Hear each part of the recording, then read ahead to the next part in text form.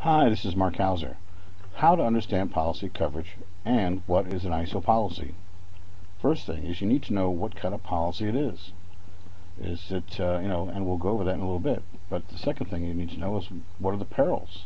Well, perils are a little bit more different than that. They're not what you think they are. It's not like the perils of Pauline. What you're talking about is things like fire, lightning, water, theft, things like that. That's what a peril is all about. And then there's like a subset in there that says all risk versus named perils. Well, named perils are exactly what they sound like. They're things that are actually named in the policy. Well, what is an all risk policy? Well, what that is that it says if you have damage, if it's not excluded, then it's covered. Then you have exclusions, and you have then conditions. And these conditions are the things that the client have to meet. Types of policies. Remember I told you we were going to talk about it. You have what is known as, and you'll see it on the deck page or declaration page, you'll have a HO1, 001, and that's called a basic.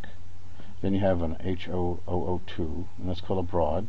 Then you have an HO3, which is all risk or special form, like we were talking about before. Then you have an HO4, which is known as a render's policy. And then you have HO6, which is known as a condo policy. But with condo policies, you have to know what the association policy also talks about as well. And with a basic and a broad, you have named perils, and with a special, you have the all risk, like we talked about before. 10 with the basic, and the rest of the additional 7 with the broad, to make a full of 17 altogether. Yeah, remember we were talking about companies that only sell one policy. Well, Nationwide happens to be one of them. State Farm happens to be another one. Both of these policies are considered to be an HO3, or all risk policy. It's their version of that. Now there are other companies out there, but these are the two major ones. Hi, it's Mark Hauser again from Property Adjustment National Association. Don't forget our website, adjustingschool.com.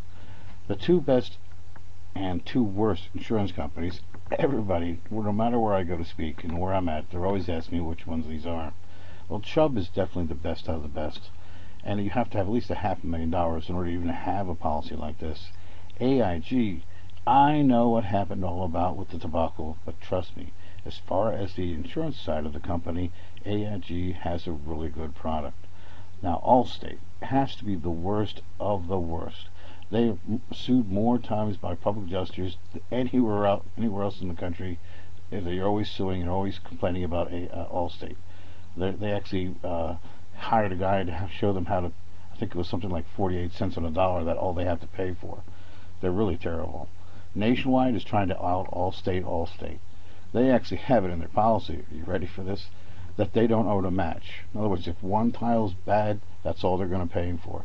Even though they can't find another tile that's going to look like it, it's terrible. This company, I don't know, they're charging more for something that's actually worse than the old original Nationwide policy, which really wasn't all that bad comparison. I don't know. Just remember, go to adjustingschool.com and learn more.